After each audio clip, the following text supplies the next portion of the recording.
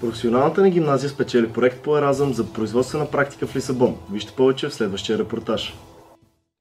Проектът под заглавие Европейска мобилност, билет за професионално усъвършенстване и културно обогатяване, който бе одобрен за финансиране от Европейския съюз, е изготвен от госпожа Румяна Славчева, учител специалността компютърна техника и технологии.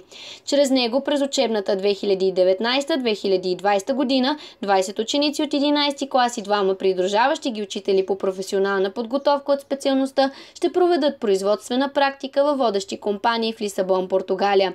Критериите за участие ще бъдат публикувани до края на месец юни 2019 година в сайта на училището. Здравейте, госпожо Славчева, какви са целите на проекта? Здравейте! Целите на проекта са учениците, които ще отидат на практика в Португалия, да получат надграждане на знанията си по компютърна техника и технология, в частност диагностика и ремонт на компютърна техника. Освен това да получат нови знания по ремонт на телевизори LCD и LED, както смартфони и таблети, тъй като тези знания в момента те не могат да ги придобият в училище поради липса на такива лаборатории. Освен това, целта е да подобрят английския си език, както и да се положи началото на изучаване на португалски език. С какво е по-различна практиката в чужбина, отколкото тази в България?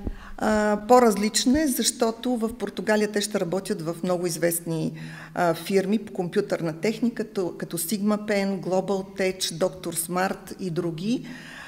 И освен това, като си има в предвид, че много българи в днешно време получават своя шанс и работа в чужбина, това ще е тяхната първа стъпка да се съпознаят с условията в една чужда европейска държава, с начина на работа, с културата и историята на държавата, в случая Португалия. Кои са вашите партньори в този проект? Нашите партньори са European Project Development. Това е европейски партньор, който се занимава с администриране на образователна мобилност в Европа, не само в Португалия, но в Барселона, Литва, Латвия и други европейски държави. Основните изисквания към учениците, които ще участват, е да имат знания по специалните предмети, добро владеене на английски език и да притежават практически умения по компютърна техника. На 23 януари в база 1 на професионалната ни гимназия се проведе писмен и устен изпит по английски език за кандидатите за стаж в Португалия от 11 клас на специалност компютърна техника. Вижте повече в следващите минути. Те трябва да развият качества като комуникативност, сръчност, да повишат уменията си за работа в екип и други. Колко души се явяват на изпита по английски език?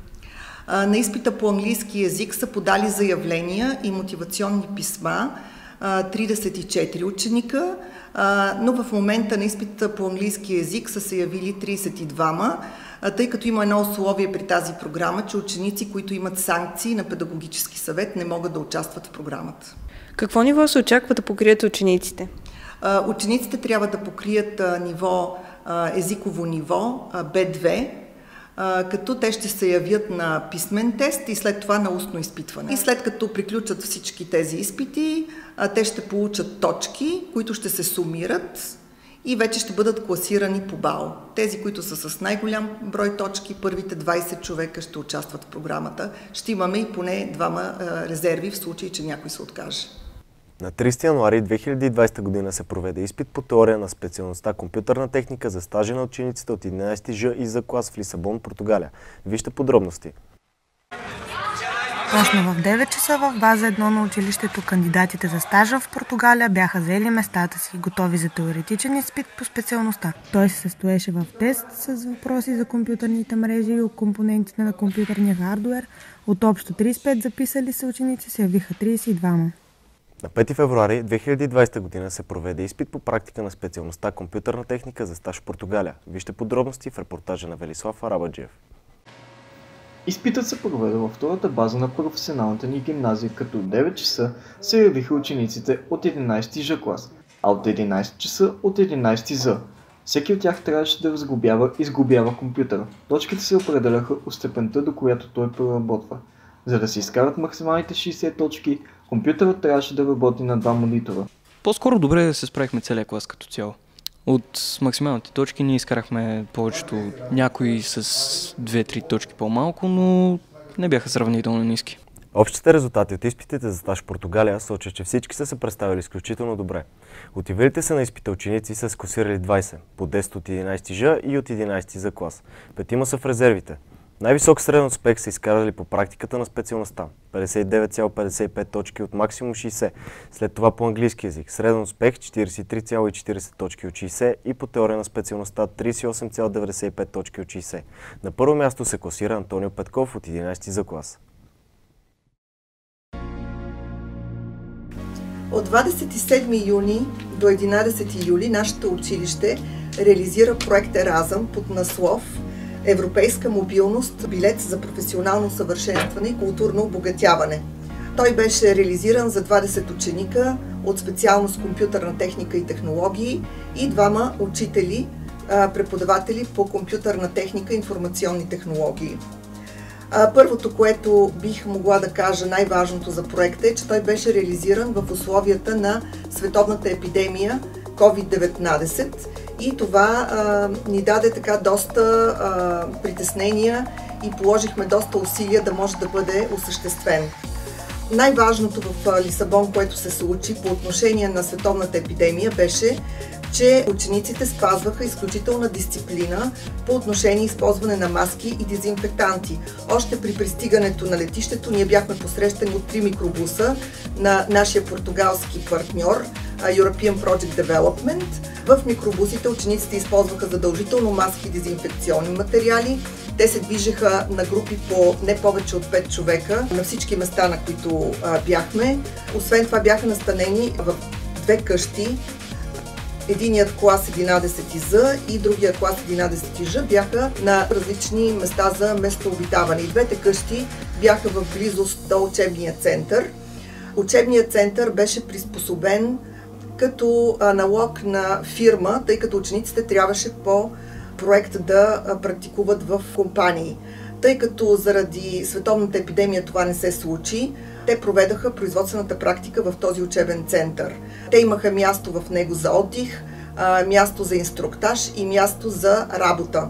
Първата седмица учениците извършваха диагностика и ремонт на компютърни системи, а втората седмица бяха съсредоточени повече върху софтуерни продукти, като изучаваха платформата за веб дизайн WordPress. Най-интересното според мен за учениците беше платформата WordPress за изработване на уебсайтове, както и лингвистичната програма с изучаване на португалски език. Тъй като всички знаем, че португалски език е на 3-то място в света по говоримост. Той е световно разпространен. Езикови бариери между участниците и партньорската фирма не е имало. Изключително добро впечатление ни направи гостоприемството на нашите партньори и особено на президента Бруно Карумело, който се стараеше във всеки един момент да задоволява всички наши желания. Храната беше организирана изключително добре, като на обяд учениците бяха водени по ресторанти, различни ресторанти, а за вечер беше подсигурена храна в къщите. След като приключваха с учебната практика и обяда, ние бяхме превозвани с микробуси на отделни културни и природни забележителности, които бяха изключително наситени през цялото време на нашето пребиваване. Бяхме запознати с крепостта Свети Георги.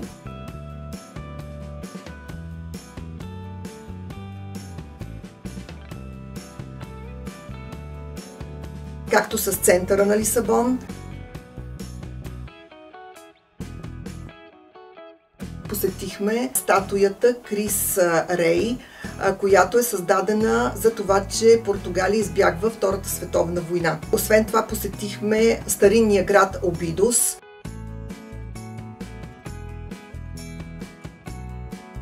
Града Назаре, в който се провеждат световните състезания по сърфинг.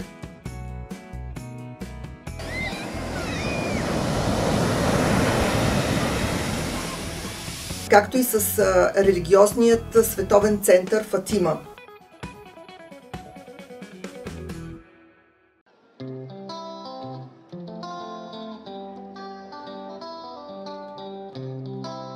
Освен това, посетихме най-западната точка на Европа, Кабо да Рока, която беше изключително интересна за учениците.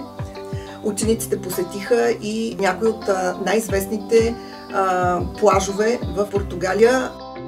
Бих искала в бъдещи проекти да подобря някои неща, като например да се съсредоточа върху избора на участниците. Аз бих искала да направим по-добра преценка при избора на участници, като назначим индивидуални интервюта с всеки един от тях, за да преценим техните характери, поведенчески модели и други. Бих искала да кажа също за това какво ни предстои в бъдеще. За момента ние изработихме във връзка с разпространение на резултатите 2 табла в двете сгради на училището, където показахме снимки от производствената практика в учебния център, както и културната програма. Предстои ни също изработване на брошури, както и презентации от учениците, които те да покажат на техните съученици от другите класове по време на час на класа.